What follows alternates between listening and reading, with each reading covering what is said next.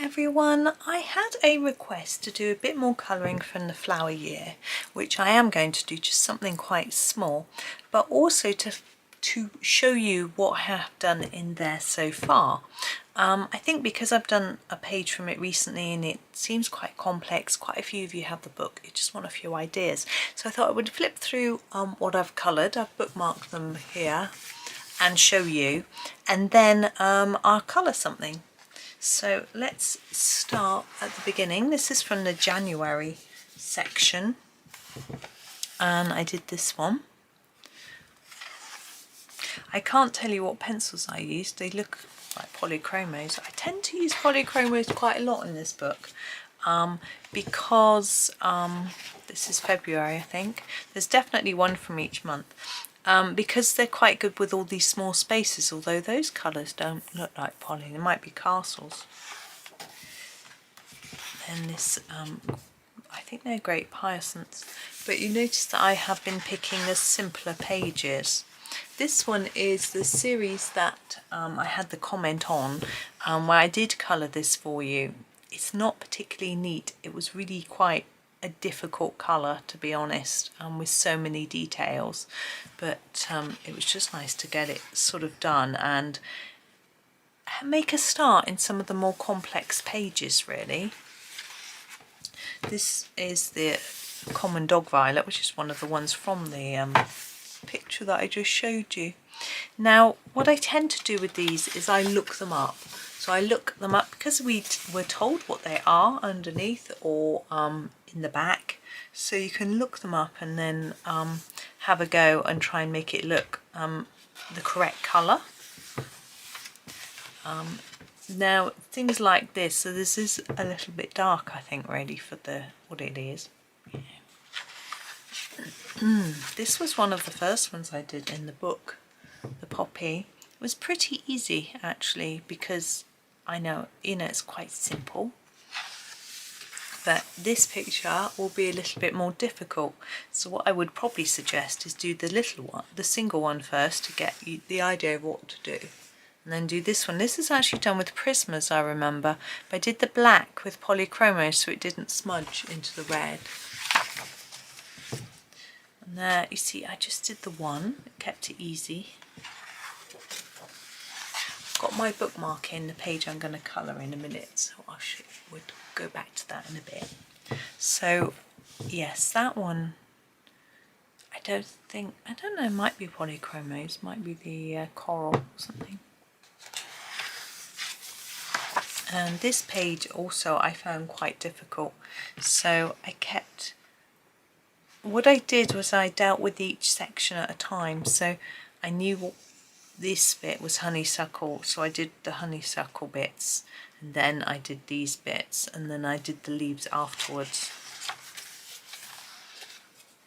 This one was much simpler because we basically got berries and it's just the one plant, so we've got the berries, the leaves and the flowers, all of the same plants. It was much simpler. It didn't come out as well as I'd hoped though. That one I know was done with Castle Arts, this was done with polychromos. Whereas this one I was really pleased with. I just took my time and I layered it up a lot more, and it made a difference. This paper's fairly toothy. I can hear some drilling outside, that's why I stopped. This paper's fairly toothy, which means it takes quite a lot of layers to get a nice vibrant colour.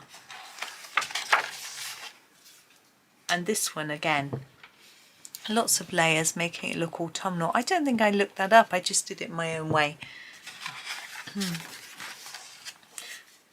And yes, so this is got two plants, although, so that stem is the dog rose and this stem is the crabapple. And I also couldn't resist this one with the berries. Again, it's a little bit simpler because we've only got the two different plants. This one I enjoyed too. It's a Virginia creeper. I just looked that up and that was pretty much how it looks, so that was good, easy. We're into December. Here, look, just did this very easy larch, and then the very easy mistletoe as well. The berries are cream, they don't really stand out. So that is what I've done. You know, you can see it's quite like, this one is fairly simple really if you break it down. If you do these large mistletoe leaves first and the berries, then you can see through, and everything else is just larch, I think. So it makes it a little easier. But we're going to do a fairly simple design today. I'm going to do one dragonfly. Okay, we've got butterflies and dragonflies. Now they're not named in the back of the book, so we can do them as we wish. Now this has got 2 pairs of wings, and that's how we know it's a dragonfly. A damselfly has 1 pair of wings. I'm just trying to get some paper to put behind the page. There we go. So you can use these ideas to colour any sort of dragonfly really. You don't have to do this particular one. I've got a guide picture which I printed off. It's not going to look exactly like it. I'm not going to show it to you. I'm just going to colour, and yeah. Now I have been asked to use my Derwent Lightfast pencils for a picture, and I thought I would use them for this one. So let's come a little closer and nearer the middle. There we go. Okay, so Derwent Lightfast. So I'm actually going to start, I think, with the palest colour, or else we might end up smudging. So I want a lightish pink. Now I've got 72, so this is the heather. I'm not sure that there are any lighter pinks really in the larger set. I think there are 100 now. Not sure. We're going to put a little bit of pink here. Now if you're colouring with a different set of pencils, I would tend to use a brighter pink than this. This is a little bit dusky, greyed, slightly dull, whereas what I really wanted was a nice sort of bright pink Madder Lake type colour, but we don't have one. So I'm just going to slightly try and brighten it a bit with this, with the oyster. I don't think it's going to really make much difference.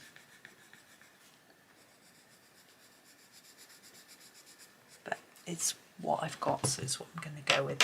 Now we want a sort of purpley blue tone next. I'm just having a look at what I've got here. I am thinking I might, do I want to do a layer of something? Because there isn't really a purpley blue. There's a blue. There is a blue violet, but it's a bit dark. I think I'll use it a little bit. So here it is, blue violet. I'm going to use it here, quite dark. I want a dark bit here. I know it looks quite black, but that's okay. Now Derwent's pencils really do look better if they've had, I'm just checking my guide picture. If they've had, I'm going to use a bit of artistic license here and put a little bit on the end of here. They look better if they've had a blender applied to them. Derwent do a very good blender, and it really does work well with their pencils. So we might go over with, I've got one in here, yes, oh, have I? Hang on, no, no I haven't, oh well, we'll see what will happen in a minute. So now I want quite a vibrant blue. I think a sapphire blue might be what I'm looking for. The mid blue is quite bright. Yeah, I think I'll try the mid blue actually. Here it is. Most of this dragonfly is blue. So I'm going to just sort of start to apply it and have a look. Yeah, that looks like the right colour. It's a pity I don't have the blender in here. I don't know if I've got many of them. So this is a bit darker here. I'm going to just layer it up a little bit more, and then it sort of fades down towards the body. But you can see there's lots of white paper, and what I'm hoping to do is grab that blender and just, when you use a blender, it can get rid of some of that white without intensifying the colour too much, which I want to try to avoid doing. There we go. Yeah, I'm just going to use my Caran d'Ache blender. I don't know if it works on Derwent pencils though. Caran d'Ache doesn't work. I'm going to start with a pink. Oh, it does on this. Caran d'Ache doesn't work on all pencils, which came as quite a surprise to me. It doesn't work on hard pencils like polychromos very well. I just assumed, I'm just going to find a clean bit of my blender for that pink. I just assumed all blenders would work on all pencils, but no, that definitely isn't the case. Can you see the difference? That now we're not seeing the white through, the blue is a really pretty shade. Now I knew it was, but I didn't want to make it too intense as I layered it down. So just blending it in really helps. And we can mix it nicely then with this blue violet. Don't worry if the edge is a bit pale, because it doesn't matter. I'm going to be doing something with that in a bit. Now the body is sort of blacky indigo-y blue, so we're going to see what we can do with that.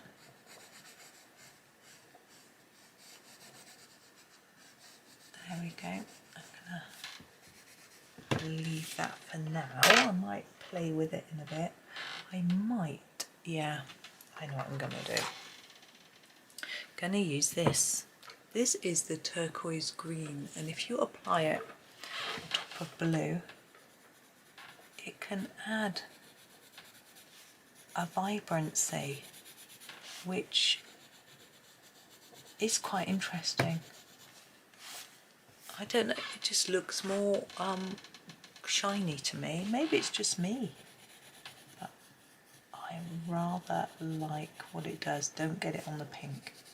I don't know what's going to happen. It might just explode.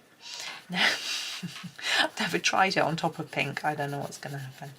But it just, I don't know, it just adds a prettiness, which I really like.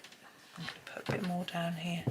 Now, because the Derwents are not transparent, they sit on top of it. It will sit on top of the colour underneath, so you can see the vibrancy of that. Put a bit more in there.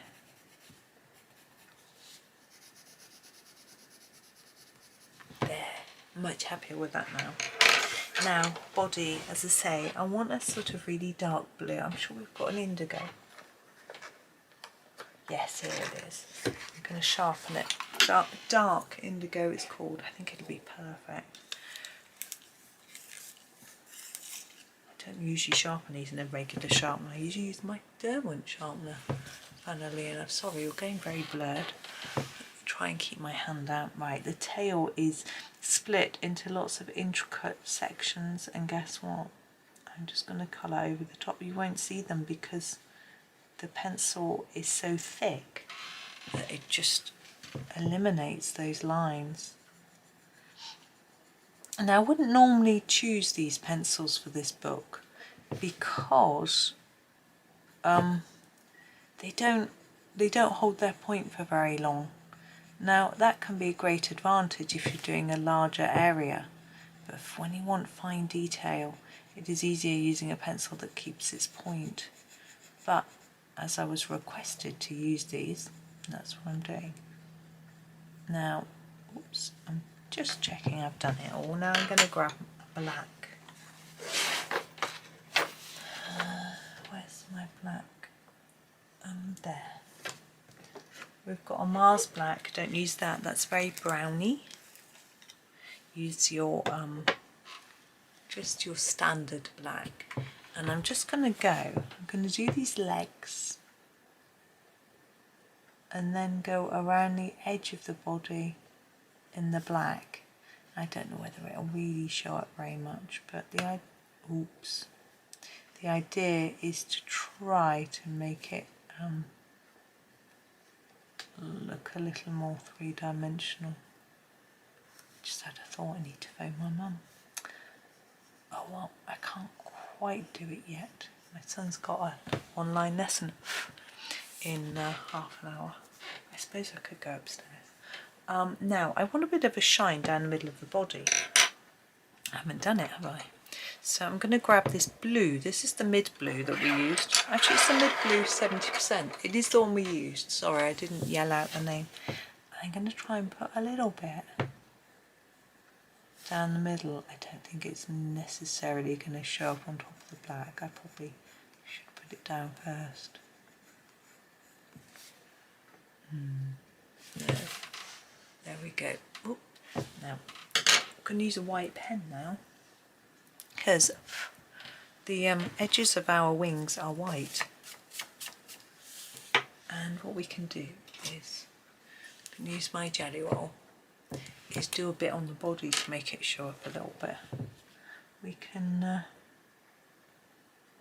put some dots as if the eyes are shining for a start. Now around here is white.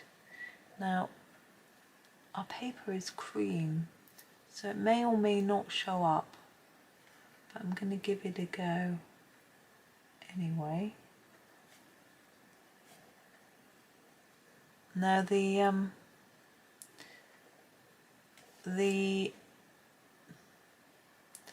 veins we could just leave, or we could go over them in white. I think going over them in white can add a little idea of the fact it might make the wing look a little bit more like it's see-through. I just want a bit of white down there, and I'm going to blot it so we can just see like the body looks a bit shiny. I wouldn't recommend blotting with your finger. You never know what's in this paint. You can end up spreading it everywhere. I probably will. I'm trying to keep my finger tucked away so I don't spread it down the bottom of the page. Now, because I'm going along the edge, it's sort of showing up where I've gone out of the lines. Now there is another dragonfly on this page which is a different shape. You could do it the same way or choose to do it differently. I am going to do these, try and go over the black lines. It's up to you. There are lots of different colours of dragonflies. I quite like the red ones. I see them, you see, around by me on the canal. And also there's more turquoisey ones, and a green one, like a lime green. That one's quite interesting. But you know, obviously you can look them up, or you can just do whatever takes your fancy, really. And you can certainly use artistic license and just make it up as you go along if you want to. You can now look at the difference and decide which you think looks better. I'm liking the white. Obviously I'm going to match it anyway, but it's not too white, you know, it doesn't look really bright and stand out, which I prefer, but you could go over it a few times so it's really bright. I actually think our colours might be leaching into the white a little bit. Looks like it's got a bit of a pink tinge. It might just be that I've picked the colour up on the nib of the pen, which can happen. But I don't know, I can't remember if these bleed or not. It's a long time since I sort of tested for that. But it's quite easy to just cover the lines. If you miss a bit, just go back over it. There we go. Now what I've decided to do on the body is to find a really pale blue. Yeah, we've got this Arctic colour, and I'm going to do it down here. It'll probably rub off the pen. I'm hoping it might show up that blue that I put on. It is, look at that. It's definitely, it's not, it's just paling down some of that indigo. making it lighter. Can you see? I'm just going to do it on a bit of it, maybe all the way down too. You have to put quite a lot of layers on for it to have an impact. I'm going to get that bit off where I did eyes. You can just knock them off with a pencil bit. There we go, and now it just looks like it's got a little bit of shine on its tummy. Let me try and get it in shot. There we go. So there it is, a dragonfly. Do you want to see my guide photo? Now, I couldn't get that sheeny shine, and you see I put this sort of white in here and here. I ignored this because it's see-through, and I wasn't doing a background. You see a sort of indigo body, and I did the indigo there and this sort of light pink which I did in there, but it looks very pale actually compared to this pink. But yeah, it's just how it is. I could go over it and make it a bit darker. But I am happy with him. I think he's come out as I hoped, which is all you can ask for really, isn't it? And I think it looks quite pretty. So there we go. So he isn't that dragonfly, but you know, why not just take a copy of the colours and have a go? But there we go. That is me for today, a little one from the flower year. Hopefully it'll encourage you to have a go because it's quite a simple one to do. You can, as I say, do the others. If you're not sure about the colours, I've got a conversion chart between Derwent Lightfast and some other brands, so I will try and put a link. Try and remember to do a link in my description so you can go and find it. I think I've got one for Prisma and Polly, so you can find the equivalent. You know, I got Polly as sort of light magenta. These are sort of cobalt green, and those aren't quite as dark as the. This all could be blue violets, that sort of thing. Excuse me, but you might have to layer it a bit more with Polly's, a bit harder. Obviously, I used the blender to help to give it a bit more definition. You might want to do that as well. But there we are. I hope that was okay. Thank you so much for watching. I hope you have a really lovely day and happy colouring.